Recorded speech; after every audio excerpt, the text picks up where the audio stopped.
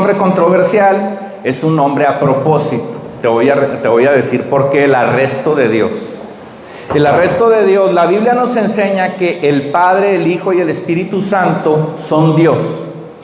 Si tú lees la Biblia contextualmente, tú vas a darte cuenta que la Biblia habla de un Dios, y normalmente ese Dios lo identificamos como Dios Padre, ¿sí? Pero también la Biblia nos enseña que Dios es el Padre, que es el que normalmente identificamos, el Hijo y el Espíritu Santo. La Trinidad se compone de tres: Padre, Hijo, Espíritu Santo. Es un Dios compuesto de tres personas. Tres personas, obviamente con su, vamos a decir, campo de acción cada quien, pero con una misma naturaleza. Génesis 1:26 nos dice: entonces Dios dijo, Elohim. Elohim esa es la palabra hebrea original para Dios. Y Elohim, si tú te vas a la raíz de esta palabra, son más de dos personas. Es un pronombre que es plural. Elohim. Entonces dijo Dios: hagamos a los seres humanos a nuestra imagen. Hagamos, no nada más es el pronombre de Dios en plural, sino aparte hay un verbo en plural que es hagamos. Ahí, en la creación del hombre, en la creación del universo, en la creación de las estrellas, del sistema solar, ahí estaba Dios Padre, Dios Hijo y Dios Espíritu Santo. Algunos podrán decir: es que a lo mejor Dios Padre le dijo a los ángeles: vamos a hacer al hombre a nuestra imagen y a nuestra semejanza. Pero la Biblia es muy clara en que ese adjetivo, en que esa calificación de ser igual o semejante a Dios no es de los ángeles. Esa solamente está reservada a la humanidad. Esa solamente está reservada a ti y a mí. Eso es lo que nos dice la Biblia. Entonces, el que le hubiera dicho Dios a los ángeles no aplica, porque Dios le dice al Hijo y al Espíritu Santo: hagamos a nuestra semejanza a los seres humanos. Y los ángeles no tienen, vamos a decir, esa bendición. En la creación entonces estaba Dios Padre, Dios Hijo, Dios Espíritu Santo. De hecho, podemos ver la Trinidad en Mateo 3, 16 al 17, ahí donde Jesús llega y se bautiza. Y dice: después del bautismo, mientras Jesús salía del agua, los cielos se abrieron y vio al Espíritu de Dios. Esto es el Espíritu Santo, que descendía sobre él como paloma. Y una voz desde el cielo dijo: este es mi muy amado Hijo, quien me da gran gozo. Entonces, aquí en este pasaje podemos ver al Hijo, al Padre, al Espíritu Santo, Jesús bautizándose, el Espíritu Santo llegando a él, descendiendo sobre Jesús, y el Padre exclamando desde el cielo, diciendo: este es mi Hijo en el cual tengo complacencia. Ahí está la Trinidad. Nuestra salvación entonces tiene que ver no solo con el Padre, sino también con el Hijo y con el Espíritu Santo.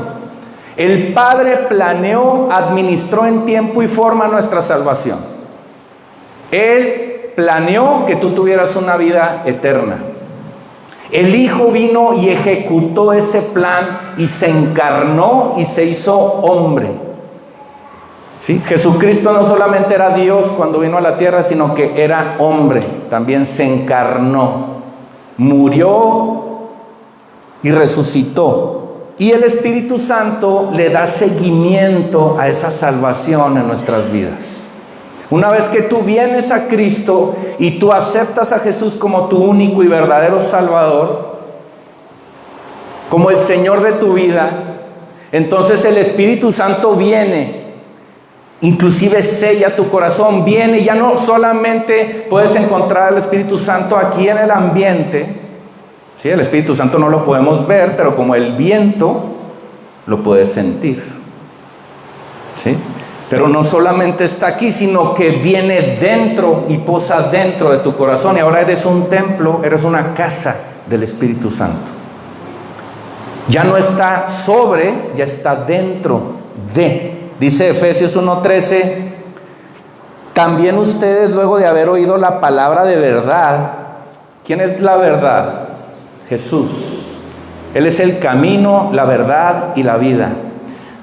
Ustedes luego de haber oído la palabra de verdad, que es el evangelio que los lleva a la salvación. ¿Quién te lleva a la salvación? ¿Tus buenas obras? No te alcanzan. ¿Quién te lleva a la salvación? Tu buen cuerpo, porque hemos ido al gimnasio, a lo mejor algunos. Yo estoy bajando un poco ya mi panza. No es tu carita bonita, no es tu cuerpo escultural, no son tus buenas obras, no es la sonrisa que le das a la gente, no te alcanza eso para la salvación. Lo único que te puede alcanzar es alguien que haya vencido al pecado y a la muerte, se llama Jesús, y no hay otro nombre bajo el cielo dado a los hombres en que podamos ser salvos. Jesús. Entonces, aquí dice, luego de haber oído la palabra de verdad, que es el evangelio que los lleva a la salvación, es Jesús. Y luego de haber creído en Él, está hablando de Jesús, fueron sellados con el Espíritu Santo de la promesa. Entonces Jesús no viene solo a tu corazón, también trae al Espíritu Santo. Y ese es el que nos da seguimiento. Jesús nos salva y el Espíritu Santo nos da mantenimiento correctivo y preventivo. Y hoy es un buen día para, así como al vehículo cuando lo llevamos al taller o a la agencia a que le hagan el servicio, pues hoy déjame te cuento que Dios nos va a dar un servicio de mantenimiento a todos. Así que, ¿estás listo para el servicio de mantenimiento? Habiendo dicho esto, vamos a comenzar la predicación. ¿Sí? Ahora sí que me agarré del nombre del título del mensaje para dar las bases de lo que es la Trinidad y que podamos entender que Dios no es solamente Dios Padre, sino Dios Hijo y Dios Espíritu Santo. Y hoy te voy a hablar del arresto, de ese arresto de Dios, el arresto del Hijo de Dios, el arresto de Jesús. Ese arresto, Dios en forma de Hijo fue arrestado, el creador del universo y el que reinará con un cetro, el que reinará con una vara de hierro, el que reinará con una autoridad absoluta un día aquí en la tierra. Todos nos imaginamos que cuando muramos vamos a ir al cielo y allá vamos a estar tocando el arpa todo el día, ¿sí? Así como en pañales, ¿no? Como un angelito tocando el arpa. No va a ser así. Vamos a volver aquí a la tierra y esta tierra va a ser nueva. Y Jesús va a reinar aquí en esta tierra y nosotros vamos a reinar con Él. Así que no vas a estar relajado, no vas a estar en tu retiro, no vas a seguir recibiendo tu pensión que tanto te costó. No, vas a trabajar. Vamos a seguir trabajando, vas a seguir viendo responsabilidades. Y ese Dios, ese Jesús, ese Hijo de Dios que fue arrestado, reinará. Entonces vamos a ubicarnos en una noche. Estamos en una noche, vamos a decir que, no sé si han visto las series de Superlibro para niños. Bueno, a mí me encantan, de hecho, mi esposa hasta a veces se pone a llorar ahí con las caricaturas. Está buenísimo. Es una serie de Superlibro donde a los niños se les enseña cómo era Jesús, historias del Antiguo Testamento, el Nuevo Testamento. Así que si tienes niño o tú mismo quieres ver Superlibro, te lo recomiendo. Pero en Superlibro siempre hay unos niños que están expectantes viendo lo que pasa en la escena de la Biblia. Entonces hoy nos vamos a ubicar como en Superlibro. Ubiquémonos en una noche oscura, una noche en la cual estás tú como espectador, pero tú puedes ver a Jesús. La Biblia es maravillosa porque nos enseña y nos relata cosas que pasaron con Jesús, que las podemos ver desde una óptica en donde te da tanto detalle, Mateo, Marcos, Lucas y Juan, que tú puedes ver qué pasó ahí. Entonces estás en una noche, han celebrado la última cena Jesús y sus discípulos, y acababa de pasar una conversación muy profunda entre Jesús y Pedro. Pasa esa conversación con Jesús y Pedro, y Jesús les dice: vamos al huerto del Getsemaní, que estaba a las afueras de Jerusalén. Y no sé si se acabó la pila, si se acabó me pasan otro micrófono. Y ahí, en Getsemaní, Jesús ora y dice: mi alma está muy triste. Mi alma está triste hasta la muerte. Y Jesús, después de decirle algunas veces a sus discípulos: velen conmigo, oren conmigo, pues están muy cansados los discípulos y se quedan dormidos. Así que Jesús se va solo y ora con el Padre y le dice: aparta de mí esta copa, mas no haré lo que yo quiero, sino lo que tú. Eso le dice Jesús al Padre varias veces. Y justo después de que Jesús ora al Padre, porque el Padre le va a dar una copa a Jesús muy difícil de tomar, una copa que ninguno de nosotros podríamos tomar, una copa que tenía que ver no solamente con que Jesús fuera arrestado, con que el mismo Hijo de Dios Padre fuera arrestado, que el mismo Dios Hijo fuera arrestado, sino que aparte de ese arresto iba a haber un sufrimiento físico, almático, espiritual, en el cual se culminaría en una cruz donde Dios se separa del Hijo. Y Jesús dice: Padre, ¿por qué me has abandonado?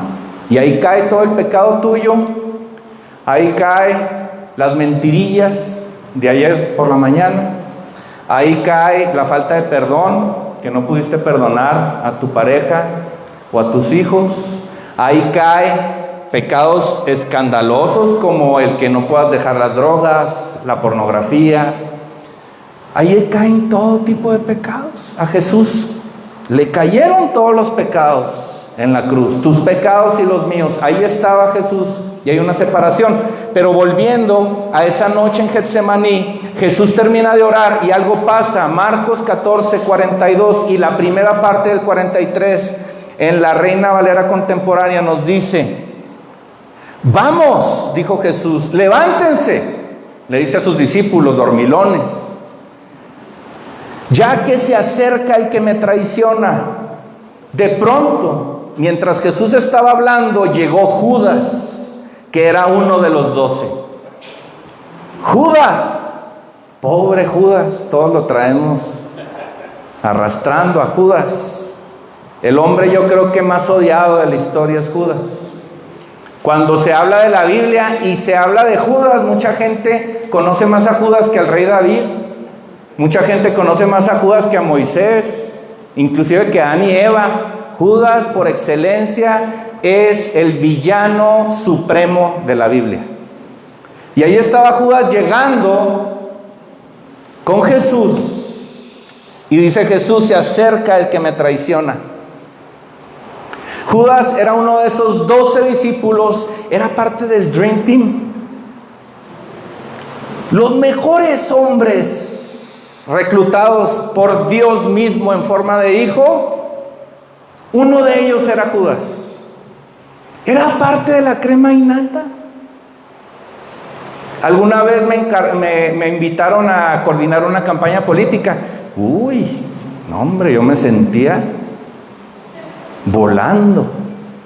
Oye, Judas era parte del equipo más cercano de Jesús. Judas estaba ahí, codo a codo con el mismo Dios en forma de hijo. Ahí estuvo Judas. Y Judas traiciona a Jesús por 30 monedas de plata. 30 monedas de plata significaban 4 meses de salario. Eran 120 días de jornadas de trabajo. Así que, imagínate, Judas no sabía lo que estaba haciendo. Judas no sabía, no estaba en sí. Dice la palabra en Lucas 22:3 que Satanás entró en Judas. ¿Sabes? Cuando Satanás te empieza a controlar, no sabes lo que haces. Haces cosas que dices, ¿cómo es que yo estoy haciendo esto? Y ahí estaba Judas traicionando a Jesús y siendo motivado, movido, controlado por Satanás. Porque cuando Satanás controla, tú eres esclavo del pecado. Una vez que tú vienes a Jesús, tú ya no eres esclavo del pecado. No porque ya no peques, tú vas a seguir pecando. Pero el pecado ya no va a ser tu amo. Esa es la gran diferencia entre vivir anclados en Jesús o vivir lejos de Jesús. Que el pecado ya no es tu amo, que ya no eres esclavo del pecado, que tú ya tienes al Espíritu Santo dentro de ti para poder vencer ese pecado que te agobia. Ya no más dominio del pecado, ya no más dominio de Satanás. Pero Judas no se le había revelado quién era Jesús. Judas no se le había revelado quién era Jesús. Y teniendo a Jesús a un lado, al que venció a la muerte, al que venció a todo el pecado, él no podía ver eso. Él no podía ver eso. Él no podía ver que Jesús podía hacerle un hombre nuevo. Eso no lo podía ver Jesús. Y a veces nosotros no podemos ver que Jesús nos puede ayudar a vencer todo lo que podamos tener en la mente.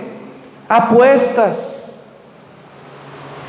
orgullo, falta de perdón, pecados sexuales. Cualquier cosa que me digas hoy, Jesús puede ayudarte a vencer.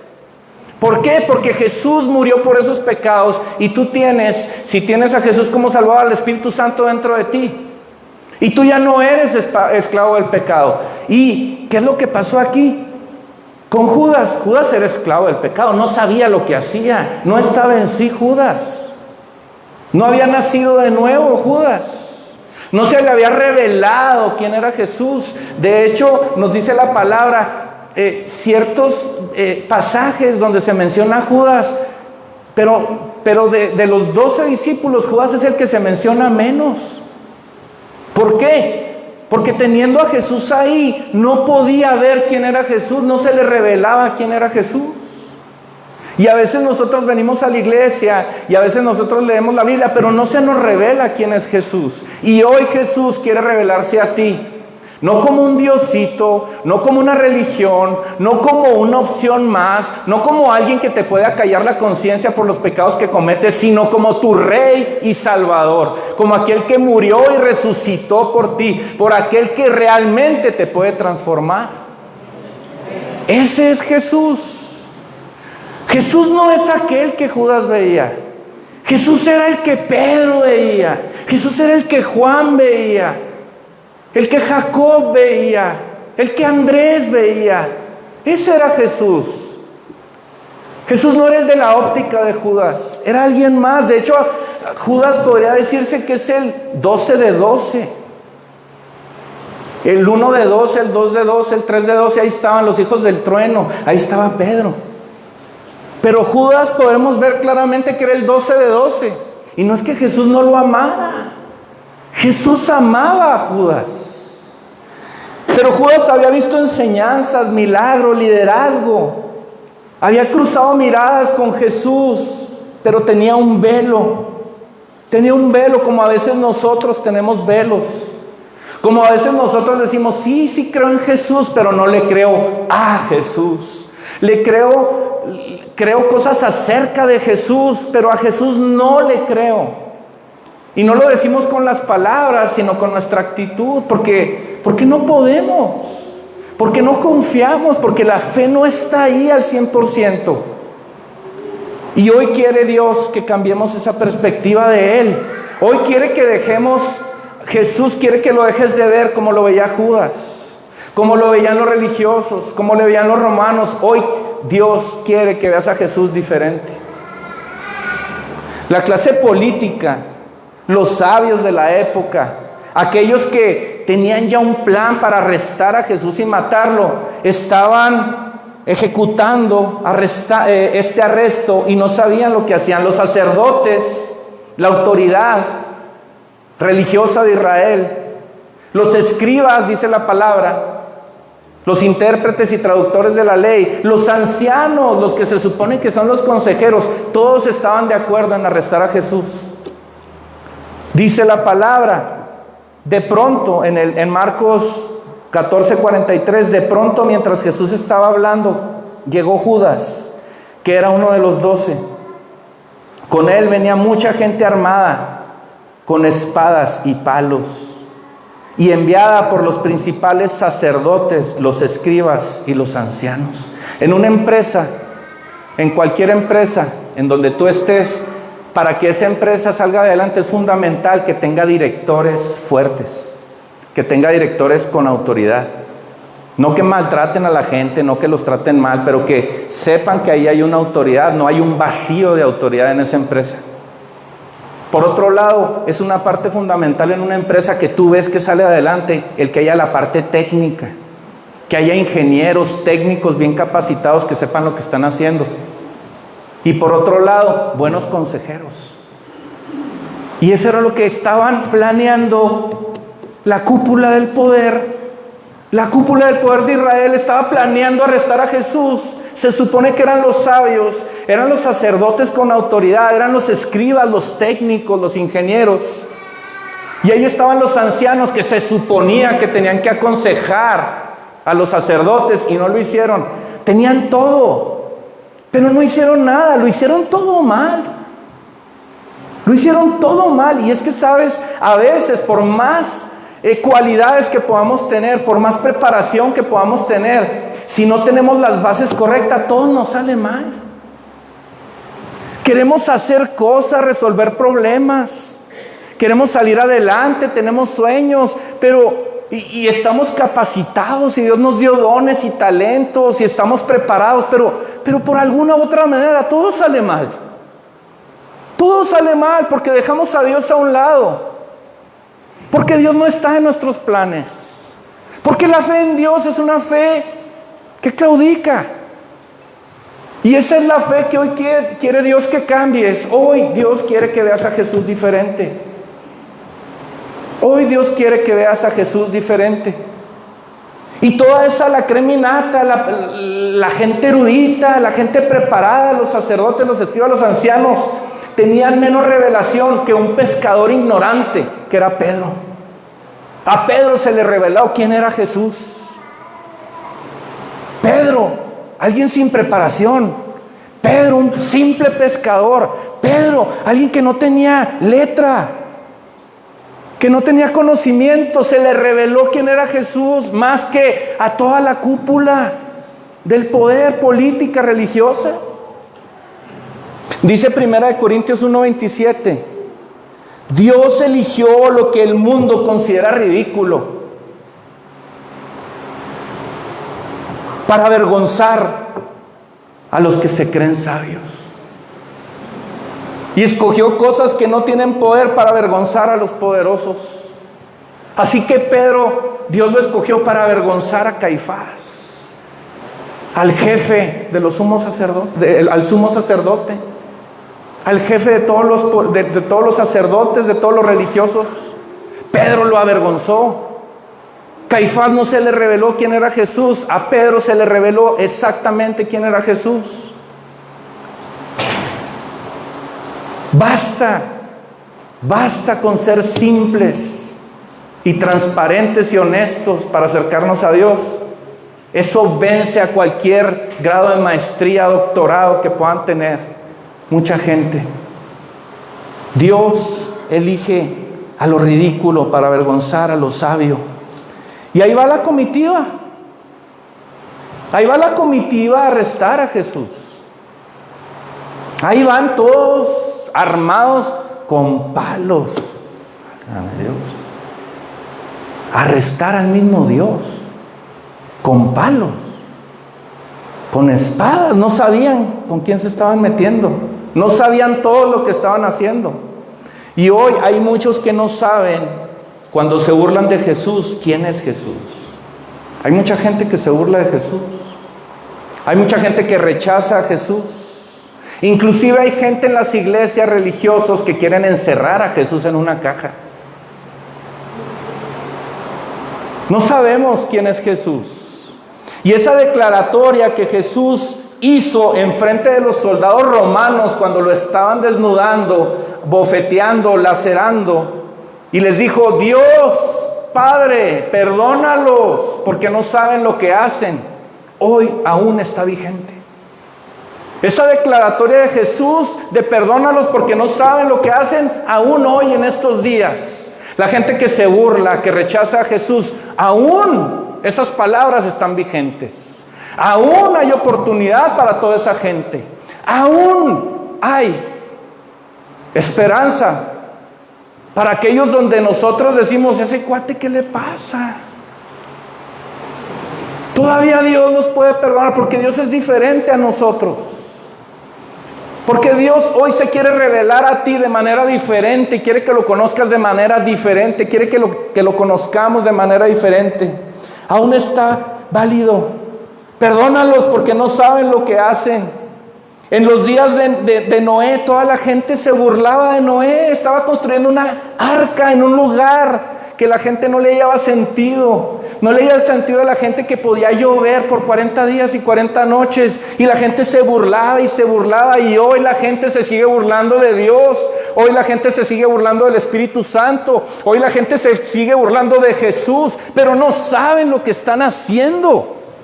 No tienen idea de lo que están haciendo. Y aún hay oportunidad de que entren al arca. Pero un día no habrá oportunidad. Un día las puertas del arca se van a cerrar. Un día, por más que Dios quiere salvar a esa gente se perderá por su propia decisión. Aún está la gracia, aún está el perdón, aún está la declaratoria de Jesús que dice: perdónalos, Padre, porque no saben lo que hacen. Dice la palabra que Jesús hoy está intercediendo por nosotros delante del Padre. Y no solamente Jesús, también el Espíritu Santo. La oportunidad está ahí. Y este es el llamado de Roca. Ir allá, a donde está esa ventana, a ese horizonte, a esa ciudad, y decirle a la gente: aún hay oportunidad. Cristo te ama. Cristo te ama. Cristo nos ama. Aún las puertas del arca están abiertas. Y aún los eruditos, los filósofos, los pensadores que se burlan de Jesús todavía tienen oportunidad de arrepentirse.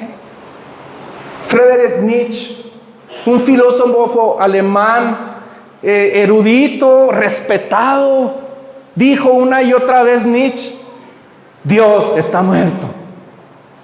Y Dios le volvió a dar una oportunidad. Y Nietzsche volvió a decir: Dios está muerto. Dios está muerto. Y no se cansó Nietzsche de decir: Dios está muerto, Dios está muerto, Dios está muerto. ¿Y saben qué pasó con Nietzsche? Hoy Nietzsche está muerto y Dios está vivo. Nietzsche murió en un manicomio, en un hospital psiquiátrico. El respetado filósofo, el erudito, el que sabía todo, el que publicaba libros, el que los periodistas andaban detrás de él y la gente se embobaba con él. Murió loco en un hospital psiquiátrico y está muerto. Pero yo estoy seguro que a Nietzsche, a Friedrich Nietzsche, se le dieron oportunidades. Dios lo estuvo cazando, pero Nietzsche no quiso. Y Nietzsche hoy está en un lugar de tormento, probablemente, yo no sé. Eso es lo que la probabilidad me dice. Yo espero que aún Dios lo haya salvado, como el ladrón en la cruz. Porque Dios es tan lindo, tan misericordioso, tan glorioso, que aún yo creo que en ese hospital psiquiátrico y antes de morir, otra vez Dios le dio otra oportunidad. Yo espero que esté en el cielo, pero si no está en el cielo, si está en un lugar de tormento, entonces no es que Dios lo haya llevado ahí. Nietzsche tomó la decisión de ir ahí. Así es Dios. Dios no está muerto. Así que la comitiva iba a arrestar a Jesús. Estaban fuera de sí. Dice Marcos 14, 44 y 45. El que lo estaba traicionando les había dado esta contraseña. Está hablando de Judas. Fíjese, Judas todavía con con estrategias. El que los estaba traicionando a Jesús le había dado esta contraseña a la comitiva que iba con espadas y palos. Al que yo le dé un beso, ese es. Arréstenlo y llévenselo bien asegurado. Cuando Judas llegó, se acercó a Jesús y le dijo: Maestro, y le dio un beso. El beso más triste de la historia. Eso yo lo pienso.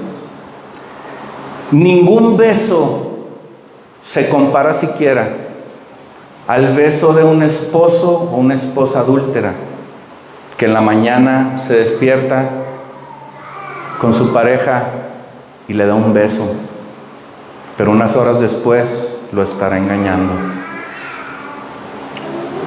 Un beso tan triste que no se compara ni siquiera al saludo de un jefe en el trabajo que te saluda hola hipócritamente sabiendo que mañana te va a correr.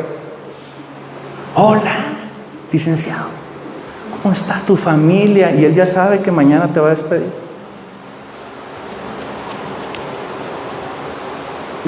Este beso fue tristísimo. Había hipocresía, había fingimiento, había doble cara, había traición. Ese fue un beso lleno de pecado, de muerte. Y creo que en este caso, cuando Judas comenzó a caminar con Jesús, no tenía esa intención. Yo no creo que Judas haya llegado pensando en traicionar a Jesús. Cuando empezó a caminar con él, cuando vio sus milagros, cuando vio que la avaricia le ganaba, cuando veía que dudaba en Jesús. O sea, él no llegó al punto de pensar, esto lo voy a hacer así. Pero su mente y su pecado lo fueron carcomiendo. Porque cuando tu espíritu está muerto, las cosas acaban mal. Se te aletarga el alma, se te cauteriza la conciencia y el pecado de pronto se vuelve normal. Hay dos tipos de tristeza. Eso lo vimos en el discipulado del viernes. El tipo de tristeza que te lleva al arrepentimiento y te da salvación. Y hay otro tipo de tristeza que te lleva a una muerte espiritual, en lo cual las cosas acaban mal. El fingimiento de Judas fue grave. La hipocresía de Judas fue grave. La doble vida, la traición. ¿Sabes? El fingimiento es un grave problema en nuestras vidas.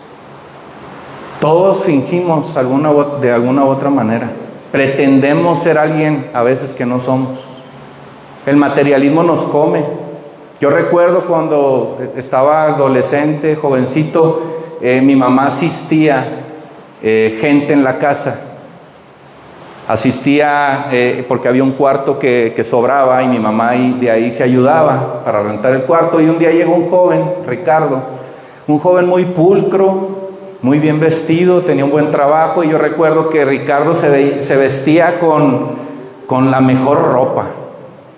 Todo lo que se vestía Ricardo se le veía bien.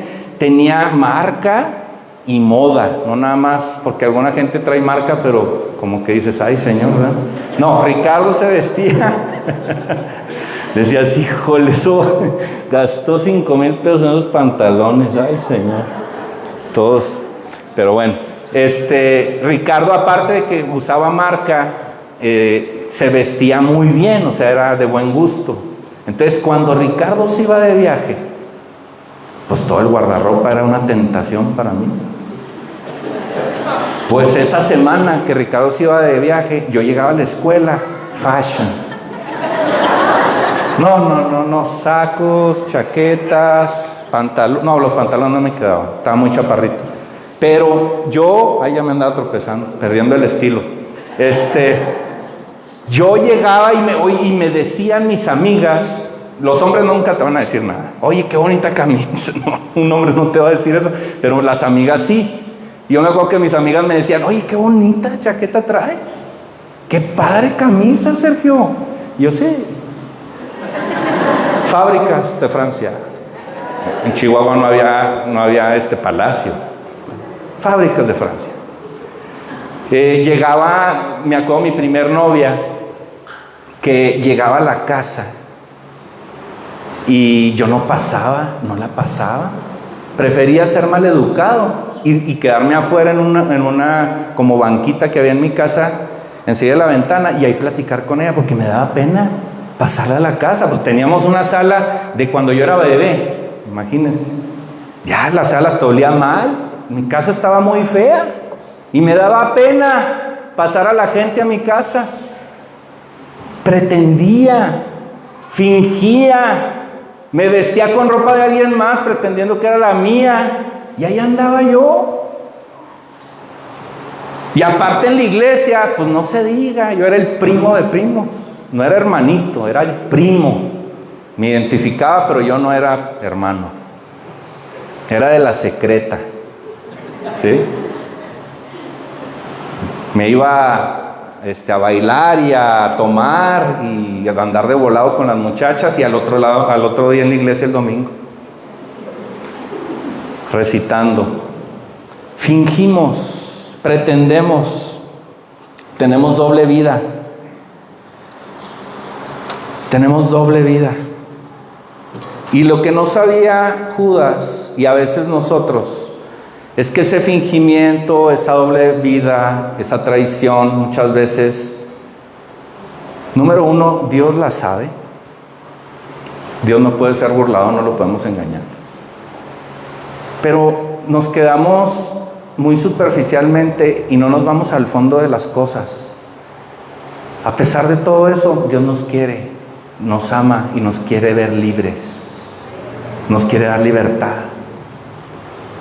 A pesar de todo eso, Judas pudo haberle dicho la verdad a Jesús. Oye, Jesús, no estoy de acuerdo. A ver, vamos a sentarnos, Jesús. Esta mujer que te está derramando medio litro de perfume de nardo puro. Jesús, trajeron ese nardo de la India. Lo importaron. Valía 1 año de salario. ¿Cómo es posible que te lo derrame la mujer en tus pies, en tu cabeza, pudiéndoselo dar a los pobres? Vamos a hablar, Jesús, explícame. No, Judas solamente lo criticó y ahí se quedó. Oye, Jesús, no entiendo esto. Oye, Jesús, ¿sabes qué? Jesús, estoy siendo hipócrita. Pensé mal de ti el otro día, perdóname. A ver, Jesús hubiera tenido la paciencia con Judas, de explicarle, de decirle, mira, Judas, estás mal, mira, Judas, por acá, no por allá. Pero Judas no lo hizo. Dice la palabra que la verdad nos hará libres. La verdad nos hará libres. Y Jesús sabía que Judas era un avaricioso, pecador, traicionero. Pero Jesús pudo haber hecho algo más con Judas. Pero Judas prefirió seguir fingiendo. El punto de este mensaje no es condenar hoy a Judas. El punto de este mensaje no es decir, ¡ay! Judas arrestó al mismo Dios. Judas arrestó al mismo Hijo de Dios, a Jesús, a mi Salvador. Ese no es el punto del mensaje. El punto del mensaje que hoy te quiero presentar es que el problema no fue el arresto de Jesús, sino que había en el corazón de Judas. Y que pudo haber pasado con Judas. El problema con el arresto de Jesús, el cual lideró Judas, no fue el arresto de Jesús, sino que Judas se estaba arrestando, autoarrestando, se estaba condenando eternamente. El arresto de Jesús ya estaba profetizado. El arresto de Jesús iba a pasar. El arresto de Jesús era parte del plan.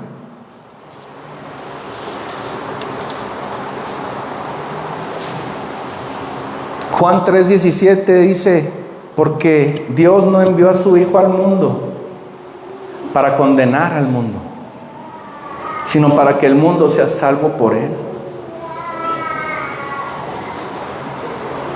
Y yo estoy seguro que en el corazón de Jesús había perdón para Judas. Nosotros lo condenamos. Nosotros condenamos a mucha gente. Condenamos a nuestra pareja, condenamos a nuestros hijos, condenamos a nuestra mamá, condenamos a nuestro papá, condenamos al jefe del trabajo, condenamos al pastor. Porque nadie somos perfectos y todos la regamos.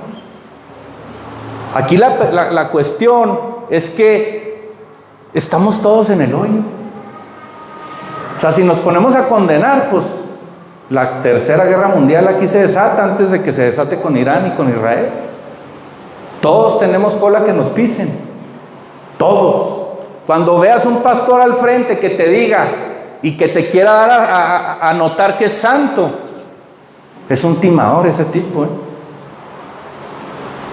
Esa persona que aquí se para creyéndose santa es un timador o una timadora. Porque todos fallamos, todos tenemos pecado, todos tenemos cola que nos pisen. Pero aquí la cuestión es que a Judas lo crucificamos y no nos ponemos a pensar que alguna vez, que algún día, ayer, hoy o a lo mejor mañana tú serás Judas. Así que cuando condenes a Judas, no lo hagas, porque te puedes condenar a ti mismo. No lo hagas. Jesús se dejó arrestar, no lo arrestaron. Jesús se dejó bofetear, no lo bofetearon. Jesús se dejó lacerar, no lo laceraron. Jesús se dejó crucificar, no lo crucificaron. Jesús se dejó matar, no lo mataron. Estaba en el plan. Y lo hizo por ti y por mí, porque nos ama y nos quiere dar libertad y salvación y vida eterna. Él lo decidió. ¿Tú crees que el arresto de Jesús lo decidió Lucas? ¿Tú crees que el arresto de Jesús lo decidió Caifás, el Sanedrín, los fariseos? No, lo decidió el mismo Jesús. Pero Jesús no decidió el que Judas no se arrepintiera. Jesús no decidió que Judas no pidiera perdón. Jesús no decidió condenar a Judas. Judas se condenó por su propia decisión. Dice Marcos 14:46. Judas les dio el password y aquellos hombres le echaron mano y lo arrestaron. El arresto de Jesús fue una gran noticia para los religiosos, inclusive para Roma. Hubo una celebración momentánea de que habían arrestado a aquel que les hacía ruido en su negocio. Porque la religión desde entonces se había corrompido. La religión desde entonces se le había visto cara de negocio. La religión desde entonces tenía errores y estaba corrupta. Con esto no te quiero decir que toda religión y toda iglesia sea así, porque no es cierto. Hay un remanente fiel y Dios ve los corazones. Pero ahí estaban los religiosos celebrando. No sabían que ya había un plan para una muerte y una resurrección. Todo lo que vale la pena en la vida cuesta. Un hijo cuesta, pero es glorioso. No puedo decir lo mismo de los nietos. Cuando tengan nietos, qué padre, ¿no? Tener nietos y los papás ojerosos y tú celebrando al niño los domingos, cargándolo, y los papás así durmiéndose. Qué padre cuando tengamos nietos. Pero un hijo es bien latoso, pero es glorioso. Un matrimonio también es duro. Estás limando y dices, ya caben 5 años. Ay, Señor, no has acabado.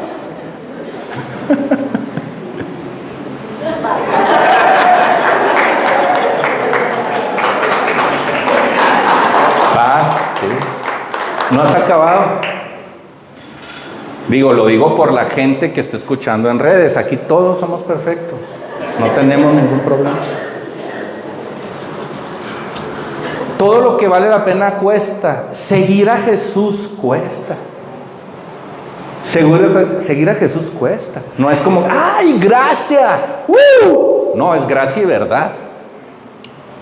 Y la verdad es que tienes que tomar tu cruz y seguirlo. Y tomar tu cruz cuesta. Priorizar a Dios cuesta. Negarte a ti mismo cuesta. Claro que cuesta. ¿Y tú crees que tu salvación y tu vida eterna fueron así de gratis? Dices, no, es que era Dios, Jesús era Dios y lo hizo, se murió y van como Superman al cielo y ya, todos somos salvos. No. A Jesús le costó. Jesús no quería pasar la copa que el Padre le estaba dando. Y en el arresto del mismo Hijo de Dios, ahí Jesús empieza a tomar la copa que el Padre le estaba dando. Y esa copa iba a ser una copa dolorosa. Cada trago era un golpe. Cada trago era un latigazo. Cada trago era un clavo. Cada trago era una espina en su cabeza. Cada trago era un pecado tuyo y mío. Costó todo. Costó la vida del mismo Hijo de Dios. Para que tú hoy puedas decir, soy libre del fingimiento. Soy libre de pretender, soy libre del pecado, soy libre de mí mismo, soy libre, Jesús, gracias. Eso es.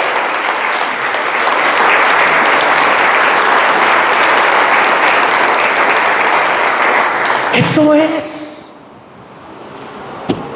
Esa copa, ese arresto, ese calvario, esa cruz, eso representa que vivas por siempre en un buen lugar, en una buena casa, en una buena morada.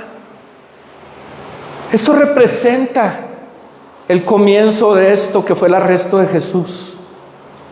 Jesús pudo haber matado a todos. Llegan a arrestarlo y Pedro saca la espada. Pedro era bien voluntarioso. Yo soy muy voluntarioso. Algunos de aquí somos muy voluntariosos. Y saca la espada y tómale al Malco. No era Marco, era Malco. Le corta la oreja. Jesús la sana. Le dice a Pedro, no es con espada, Pedro. Agarra la onda, Pedro. Te he enseñado 3 años, Pedro. A mí me van a arrestar. Pedro, es parte del plan. Es parte del plan, es parte del plan. Le dice a Pedro, ¿acaso no podría yo orar ahorita a mi Padre y que me mande 12 legiones de ángeles y que acaben con todos estos? ¿Sabe cuánto era una legión? 6,000 soldados, más auxiliares. Así que Pedro le dice, ahí está, léelo porque no vamos a verlo en Mateo 26, 50 al 53. ¿Acaso no podría yo pedirle a mi Padre 72,000 ángeles y ahorita los trae? Más otros 72,000 auxiliares. 144,000 ángeles y angelitos aquí. Se los echan a todos, No nomás a los romanos y a los del Sanedrín, a todo el mundo. Y volvemos a empezar como en el diluvio. Pero no era el plan. No era el plan. Hay un plan que ejecutar, Pedro. Tenemos que acabar con el plan. Tengo que morir. Y estaba profetizado que iba a ocurrir. Ya estaba profetizado en la palabra. Pero Jesús sabía que Judas, aunque no era honesto y transparente y recto, así como Él sabe de nosotros que a veces somos así, y que pretendía y que fingía y que tenía una doble vida, que también Dios sabe de ti y de mí, eso. Aún así había oportunidad. Así que vamos a detenernos al juzgar a Judas. Fíjate lo que dice la palabra en 1 Juan 3:15. Todo aquel que odia a su hermano es homicida, y cualquier homicida no entra en el reino de los cielos. Tómala. ¿Odias a alguien? Pues no juzguemos a Judas. Calladitos nos vemos más bonitos. La traición de Judas a Jesús es la misma que hemos hecho. Hemos traicionado, hemos pretendido, hemos fingido. Con mi suegra yo nunca he fingido ni pretendido. ¿Cuántas veces hemos negado a Jesús en pláticas donde ofenden a Dios y preferimos quedarnos callados? ¿Cuántas veces hemos negado a Jesús cuando no lo buscamos? ¿Algún soborno? ¿Alguna humillación que le hayas hecho a alguien? ¿Algo que no le has perdonado a tu hermano? ¿Qué has hecho? ¿Algún pecado de placer? ¿O fingir como yo fingía que no era cristiano? Yo era Judas. Yo fui Judas muchas veces. Por quedar bien con los amigos, por quedar bien con la muchacha que me gustaba. Marcos 14:50 dice, y todos los discípulos lo abandonaron y huyeron. ¿Cómo ve? Nos quedamos con la negación de Pedro, que Pedro 3 veces lo negó. Oye, Pedro, ¿qué cabeza de chorrito tienes? No. Todos los discípulos le prometieron, no te vamos a abandonar, Señor, cuando te vayan a matar. ¿Y qué pasó?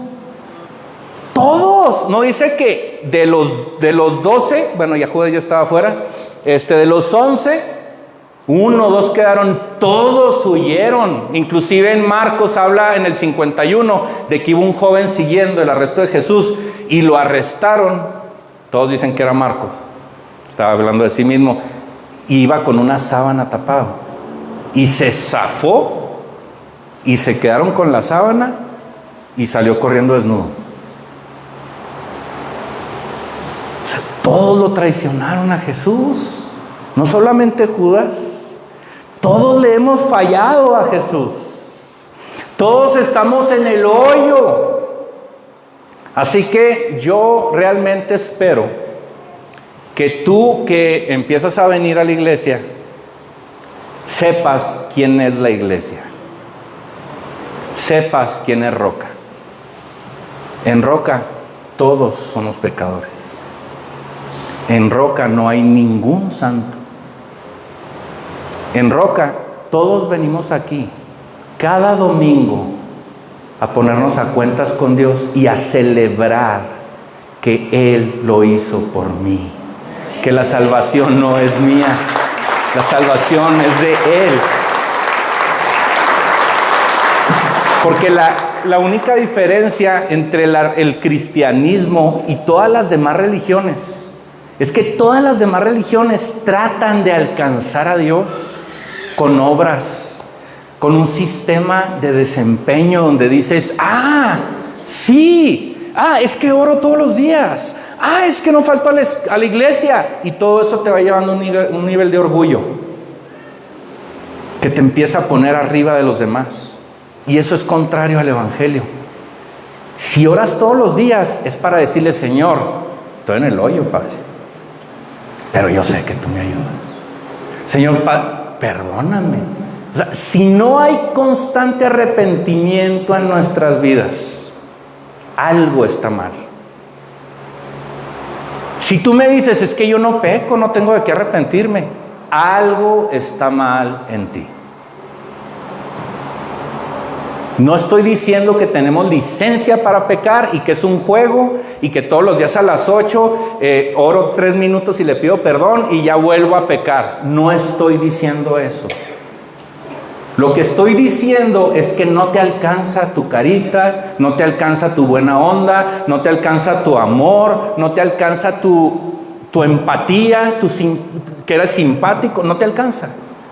Todos pecamos y la actitud que llevamos todos los días a orar es una actitud donde decimos, Señor, no puedo, Padre. No puedo, ayúdame. Porque en el momento en el que tú espiritualizas y empiezas a decir, no, es que yo, Señor, te la volaste conmigo. Ahí se empieza a acabar. Así empezaron los religiosos, así empezaron los sacerdotes, los escribas. el mundo religioso, así empiezan. No podemos, iglesia, perder la humildad. Judas acabó mal por su propia decisión. No faltó perdón, pudo haberse arrepentido, pero no lo hizo. Todos hemos sido Judas, todos hemos traicionado, todos hemos pretendido, todos hemos fingido, todos hemos tenido una doble vida, todos hemos sido poco honestos. Judas escuchó la voz del diablo en vez de escuchar la voz de Dios. Judas le escuchó al diablo y esa tristeza que tenía no le sirvió para arrepentirse, pero se suicidó. No escuchó la voz de Dios, escuchó la voz del diablo. Y lo que quiere el diablo es que tú escuches su voz. Lo que quiere el diablo es que tú digas, no, es que ¿sabes qué? Sí soy hipócrita, sí tengo vida, sí tengo doble fingimiento, pero no para que te arrepientas. El diablo quiere que tú te condenes. El diablo quiere que tú te culpes. El diablo quiere que tú vayas a una muerte espiritual. Esa no es la voz de Dios. La voz de Dios es, agarra la onda. Arrepiéntete para darte salvación, vida eterna, para que se revolucione tu vida, para que seas humilde una vez a la semana, todos los días, y eso te va a llevar a ser transformado. Ahí es donde el Espíritu Santo realmente hace su obra regeneradora, en el momento en el que todos los días le decimos, Señor, la regué. Tenemos que ser lo suficientemente valientes para reconocer cuando nos equivocamos. Tenemos que ser lo suficientemente enteros, lo suficientemente honestos para poder decir, gracias, para poder decir, Señor, me equivoqué. Mi amor, me equivoqué. Suegra, me equivoqué. Sí fui yo. Judas. Ahorita me va a ir mal. Hay que bloquear del Facebook a tu mamá para que no escuche el mensaje y luego no me vaya a reclamar en la noche. Judas murió para miseria eterna. Ese es el regalo del diablo. El regalo que te va a hacer a ti el diablo es miseria. Se oye muy bonito, te lo pone muy bonito, te pone la cerecita, el pastel, el cafecito, pero el regalo del diablo es miseria. No es verdad, es mentira. El regalo de Dios es vida eterna, el regalo de Jesús es vida eterna. Ese es el regalo de Dios, vida en abundancia. ¿Qué camino vamos a escoger? ¿El del fingimiento o el de ser libres y dejar de pretender? ¿El de no ser honestos o el de reconocer cuando nos equivocamos? Judas no reconoció que se equivocó. El gran problema con Judas, como les dije, no fue el arresto, es que Judas no cambió de rumbo. Que nosotros no cambiamos de rumbo, ese es el problema. Estaba profetizado que lo iban a traicionar a Jesús. Ahí estaba, desde siglos antes, sí. Pero también Dios sin problema pudo haber cambiado la línea del tiempo. Pudo haber cambiado el pasado, el presente y el futuro de Judas. Así como lo hizo con Nínive. Pudo haber cambiado el futuro de Judas. Si lo hizo con Nínive, ¿por qué no con Judas? Pudo haber cambiado eso. Porque no hay una ley por encima del arrepentimiento. No hay una ley por encima de que cuando tú llegas con Dios y te pones a cuentas con Dios, Él te perdona. No hay una ley por encima de eso. Y Judas pudo haberse arrepentido y aún así las cosas pudieron haber encajado en la historia perfectamente. Porque Dios pudo haber cambiado la línea del tiempo. Él es omnipresente, omnipotente, omnisciente. Él no ve el tiempo como tú lo ves. El tiempo lineal como tú y yo no lo vemos, no está sujeto a eso Dios. Él no está sincronizado a nuestro tiempo. Él puede estar ayer, hoy y mañana al mismo tiempo. Él es el dueño del tiempo. Él existe fuera de tu tiempo y del mío. Él es el alfa y el omega. Él es el principio y el fin. Judas pudo haber sido perdonado, pero no decidió ser perdonado. Nínive sí fue perdonado porque decidió arrepentirse. Judas no. Judas pudo haber sido perdonado, lo hubiera decidido. Porque Dios no creó unos autómatas, Dios no creó unas computadoras reseteadas para decir, él va a traicionar a Jesús. Sí, el Judas Iscariote va a traicionarlo. Dios no es así. Sí va a haber una traición, pero Judas pudo haberse salvado de ser ese maldito, ese que lo traicionó, ese pecador, ese que se mató a sí mismo, ese que terminó mal, pudo haber cambiado la historia, porque Dios nos regaló una voluntad para decidir dónde pasar la eternidad, a ti y a mí. Dios no va a decidir tu eternidad, aunque Él puede decidir tu eternidad. Tu eternidad la decides tú y la decido yo. Eso Dios no lo regaló. Dios no se mete con tu voluntad. Judas decidió ser traicionero. Dios lo respetó. Judas decidió vender a Jesús por 30 monedas. Así lo decidió Judas. Así fue. Los hermanos de José fueron traicioneros igual que Judas. Los hermanos de José, el soñador, si tú lees la historia en el Antiguo Testamento, fueron igual de traicioneros que Lucas, o hasta peor, porque eran un montón, eran montoneros. Y vendieron a José y lo trataron de matar y lo echaron en un foso y después lo vendieron y se fue a Egipto. Pero ¿sabes cuál es la diferencia entre los hermanos de José y Judas? Porque los hermanos de José también lo vendieron por monedas a José, y José es una prefigura de Jesucristo. ¿Sabes cuál es la diferencia? Que se arrepintieron. Se arrepintieron. Los hermanos de José lo iban a traicionar, pero se iban a arrepentir. Y de ahí, del arrepentimiento, Dios saca cosas gloriosas. Del arrepentimiento, Dios saca a un Pedro traicionero y lo levanta y lo lleva a sanar enfermos con su sombra. Ahí Dios levanta una ciudad que iba a ser destruida en 40 días, a Nínive, y la convierte en una ciudad gloriosa. Ahí Dios hace milagros con los 11 discípulos que salieron corriendo, inclusive uno con la sábana y desnudo corriendo, traicionando a Jesús, y los levanta para fundar su iglesia. Y por eso estamos hoy tú y yo aquí. Jesús es glorioso. Y Jesús, de los 12 traicioneros, de los 11 traicioneros, de los hermanos de José, levanta a su pueblo. Levanta las 12 tribus de Israel. Levanta esas 12 tribus que están ahí en la Biblia, que son la base del pueblo de Dios. Imagínense, si Dios pudo haber levantado a esos traicioneros, a esos hermanos de José, ¿cómo no pudo haber levantado a Judas como el más alto en la historia en cuestión de regeneración? La regeneración más espectacular de la historia pudo haber sido Judas. No lo fue, porque él no lo decidió, porque Dios nos da un libre albedrío, y se lo dio a Judas también, porque Dios no hace acepción de personas. Si puede ayudarme el grupo de alabanza. El arresto del Hijo de Dios, el arresto de Dios Hijo, el arresto de Dios mismo,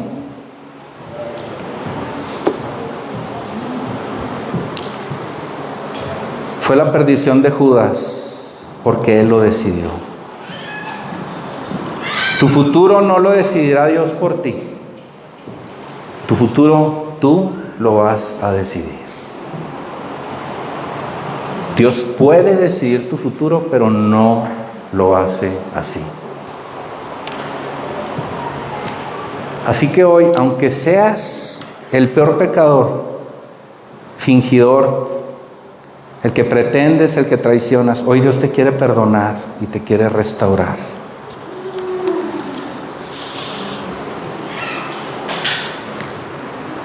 Iglesia, no es a propósito que en los últimos 5 o 6 sermones te he hablado del arrepentimiento. Créeme, no te sientas confrontado por mí, porque Dios te está hablando. Dios me está hablando a mí también. Cada vez que oro por un mensaje, Dios me lleva a un lugar y todo desemboca en arrepentimiento. Dios nos está hablando, iglesia. Tenemos que arrepentirnos. Pero cuando llegues y te arrepientas, Dios no te va a dar una nalgada. puedo abrazar. Dios ya decidió perdonarte. Cuando el hijo pródigo volvió a su casa, después de haber despilfarrado todo el dinero del papá y de la herencia,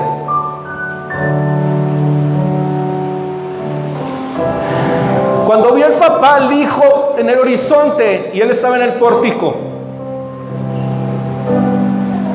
ya había decidido perdonarlo. No se esperó a que el hijo pródigo le dijera y le explicara y le pidiera perdón. El padre corrió, vio al hijo a lo lejos y corrió hacia él. Cuando tú ya tienes el corazón para arrepentirte, Dios ya lo vio, solo confiésalo. Y dile: Señor, perdóname. He sido hipócrita, he batallado, he cometido errores, los reconozco. Perdóname. Te he fallado, te he dejado en tercer, cuarto, quinto lugar en mi vida. Perdóname. No he perdonado a aquel que me hizo daño. Tengo años de no perdonarlo. A ese que te traicionó. Hoy Dios te dice: ese que te traicionó, perdónalo. Perdónalo. Pide perdón. La verdad nos hará libres. ¿Quieres ser libre hoy? Que es la verdad, tiene que prevalecer. Y la verdad es que te has equivocado. Y si tú crees hoy que no tienes nada de que arrepentirte, tienes un problema. Te lo digo con todo el amor, empatía. Tienes un problema. Si tú crees que no tienes que pedir perdón hoy, tienes un problema. Jesús se dejó arrestar y tomó el camino difícil porque tú valías la pena para Él. Así que hoy cerremos nuestros ojos y digámosle a Dios si realmente Él vale la pena para ti. ¿El camino es incómodo? Sí. ¿Hay que aceptar los errores? Sí. ¿Hay que negarnos a nosotros mismos? Sí. ¿Hay que tomar nuestra cruz? Sí. ¿Hay que pedir perdón? Sí. ¿Hay que arrepentirnos? Sí. Pero vale la pena.